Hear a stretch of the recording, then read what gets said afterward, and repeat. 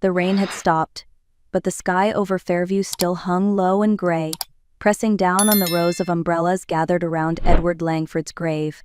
The sound of earth hitting the coffin echoed like a slow heartbeat. I stood there, numb, my gloved hands wrapped around the handle of an umbrella I'd barely felt. After 50 years of marriage, there were no more words left between us, just silence and the weight of all the things we never said.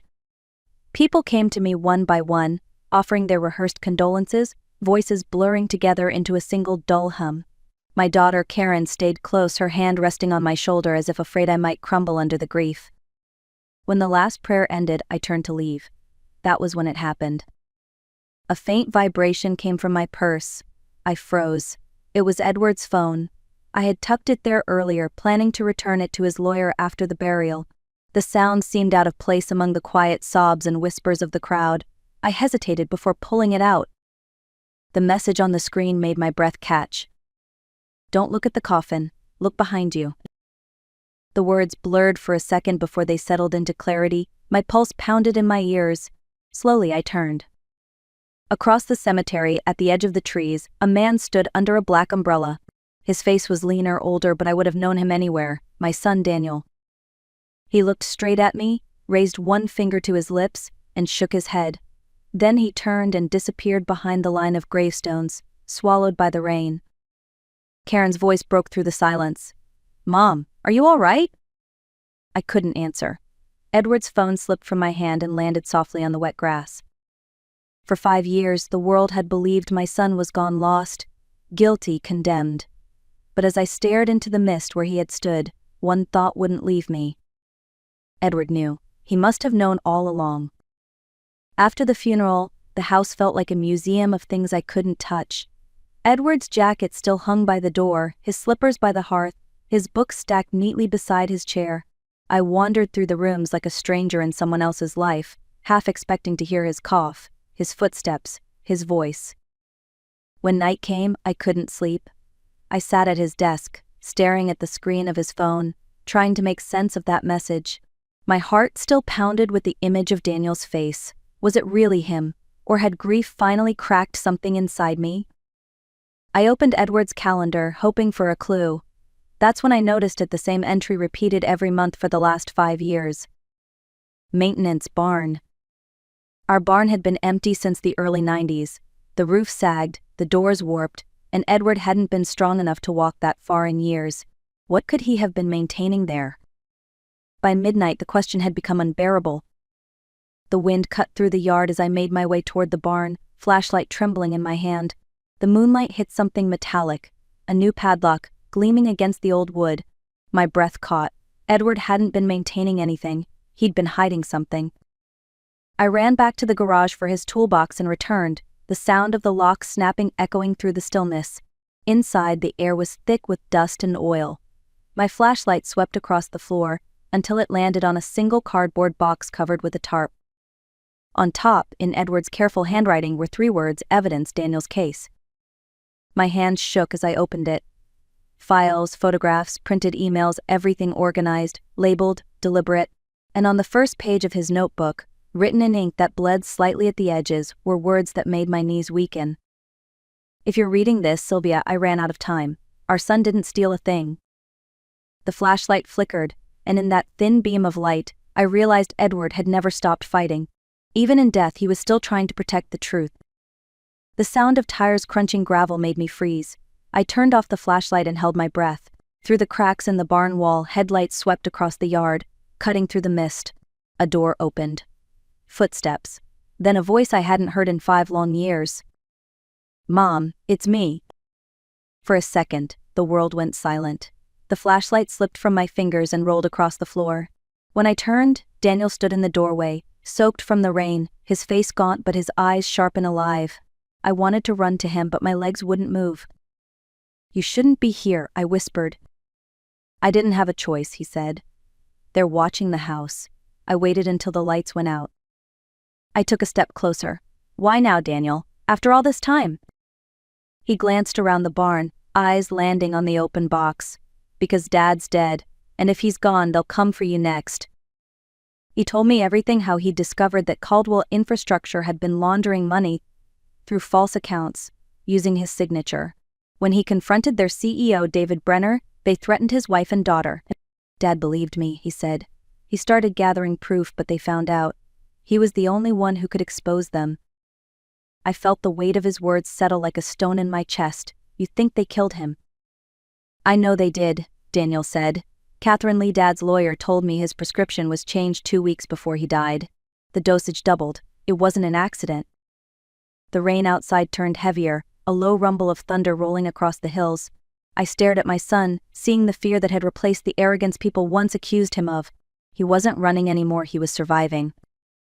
Dad said you'd find this, he said, pointing to the box. He wanted the truth to come from you. Tears burned behind my eyes. I reached out, my hand trembling as it touched his arm. Then we finish what he started. He nodded. But we have to move fast. They know he kept files here. If they think you have them.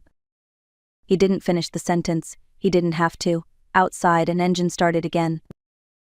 And I knew someone else was watching. The next morning, the house looked the same, but it no longer felt like mine. Every sound made me flinch: the hum of the refrigerator, the ticking clock, the rumble of a car outside. Daniel had slipped away before dawn, promising to contact me when it was safe. He left a note on the kitchen table that read simply, "Trust no one." By 10 o'clock, there was a knock at the front door. Through the window, I saw a man in a dark suit, holding a badge. He looked calm, professional, official. When I opened the door, he gave a practiced smile. "Mrs. Langford. I'm Special Agent Mark Weber, FBI.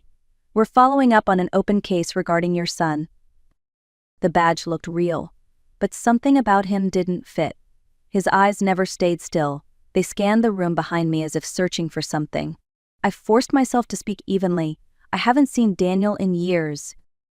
He nodded, pulling out a small notebook. "If he contacts you, you need to tell us immediately. He's considered dangerous." "Dangerous?" I repeated, trying to sound surprised. "Yes, ma'am. For your safety, you shouldn't go anywhere alone." He handed me a card. "You can call me anytime." He left as politely as he'd arrived, but I watched his black sedan linger at the corner for several minutes before driving away. My hands were still trembling when another knock came, quieter, urgent. A woman stood on the porch, raincoat dripping, eyes darting nervously. "Miss Langford, my name's Catherine Lee. I was your husband's attorney." Her voice dropped. "That man who just left, he's not FBI. He works for Caldwell. They know Edward was investigating them. They think you have his files." Before I could reply, glass shattered in the kitchen. Bullets tore through the window, splintering the cabinets. Catherine grabbed my arm. "Run." We raced through the back door, the sound of gunfire following us into the rain. She didn't look back, and neither did I. That was the moment I understood Edward's war had become mine. I didn't remember how long we ran. The world blurred into rain and headlights and fear. Catherine led me through the trees, down an embankment, and into a narrow tunnel near the creek. The air smelled of dirt and rust. We crouched in silence until the sound of engines faded. When we finally emerged, we were miles from home. Catherine handed me a small flip phone and a folded note. "If they find me," she said, her breath unsteady, "call this number. It belongs to someone who can finish what Edward started." Before I could ask who, a single gunshot cracked through the trees. Catherine gasped, her knees buckling. I caught her before she hit the ground. Blood bloomed across her shoulder. She pressed the phone into my hand, whispering, "Run." Her voice was barely a breath. "Jessica McKenna, journalist." Then she went still. I ran. By dawn, the news broke. Elderly widow wanted for murder of local attorney. My photo was everywhere. They said I'd gone mad after my husband's death, that I'd killed his lawyer and fled.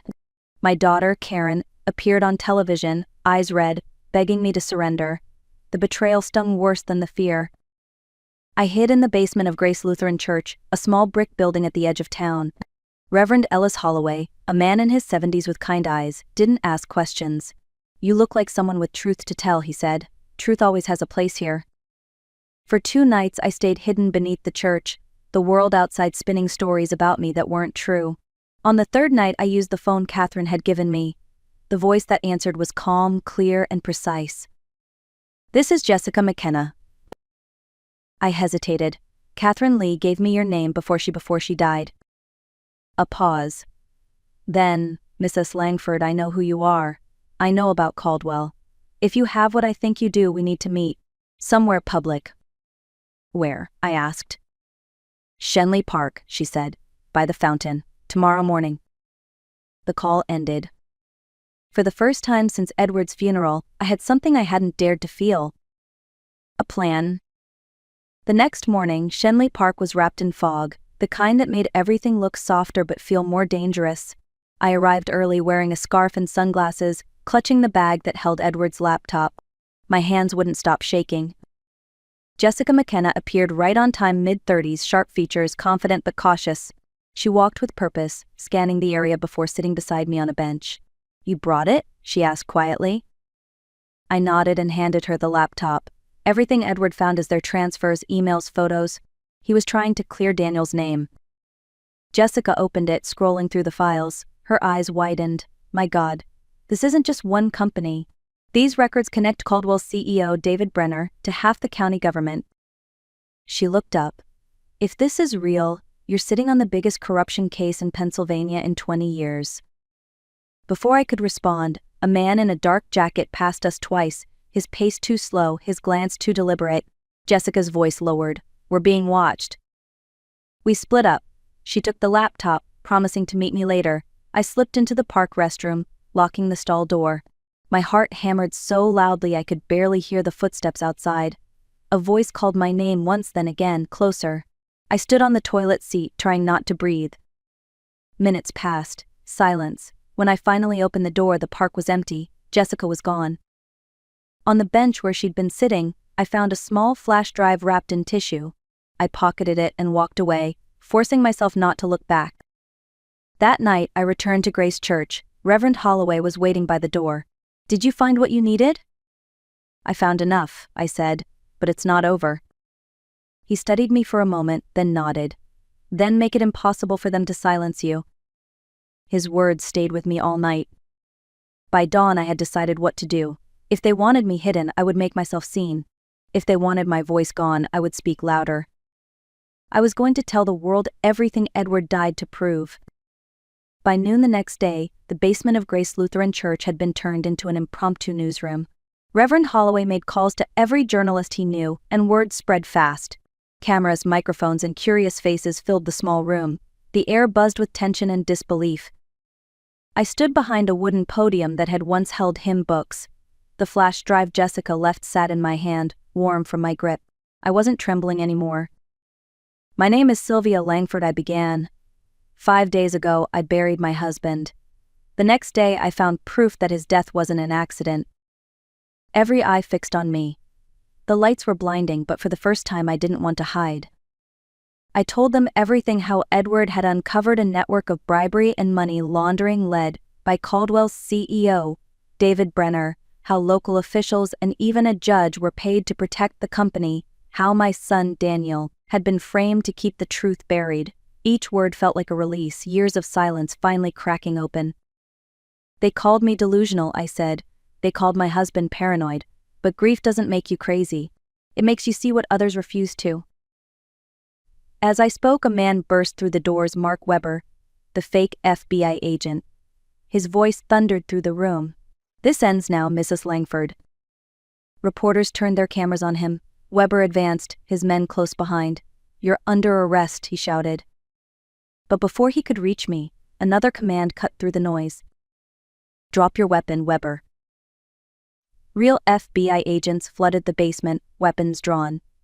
The lead agent, Jennifer Moss, stepped forward, badge in hand. Marcus Weber, you are under arrest for impersonating a federal officer and obstruction of justice. The cameras caught every second. The room erupted in chaos, flashes, shouting, disbelief. Agent Moss turned to me, her voice steady. Mrs. Langford, you're safe now. We've been following this investigation for months. Your broadcast gave us what we needed. For the first time in days, I let out the breath I'd been holding. Edward's truth had finally reached the light. The following week, the headlines told the story better than I ever could. Caldwell executives arrested in major corruption scandal. County officials and judge implicated. False fraud charges against Daniel Langford dismissed. The photographs showed men in suits being led away in handcuffs, faces pale under flashing lights. The same town that once whispered behind my back now spoke my name with something close to respect. Daniel's record was cleared. The FBI confirmed that the evidence my husband collected had exposed a multi-million-dollar network of bribery, fraud, and murder for hire. The people who had destroyed our lives were finally paying for it. A few days later, Daniel came home. He stood in the doorway of the farmhouse, the morning light spilling across the worn floorboards. For a moment, neither of us spoke. Then he smiled a tired, real smile. "It's over, Mom," he said. I reached for his hand. "No," I told him softly. "It's beginning." Now, months later, the house feels alive again. Karen visits every weekend with her daughter, Lily, who fills the rooms with laughter I thought I'd never hear again. Daniel started working with a nonprofit that investigates financial crimes. Sometimes he jokes, "Guess I got that from Dad." Every morning I walk out to the garden where Edward used to spend his Sundays. The roses he planted had nearly died while everything was falling apart, but they've started to bloom again, defiant, beautiful, alive. I kneel by his grave and tell him about the trial, about Daniel's freedom, about how Lily looks just like him when she smiles. "You were right, Ed," I whisper. "Truth doesn't die. It just waits for someone brave enough to carry it." When I go back inside, the house no longer feels haunted. It feels restored not by justice alone, but by faith, by family, by love. If there's one thing I've learned, it's this: courage doesn't always roar. Sometimes it's the quiet decision to keep standing when the world wants you silent. You're never too old to fight for what's right. And you're never too broken to start again.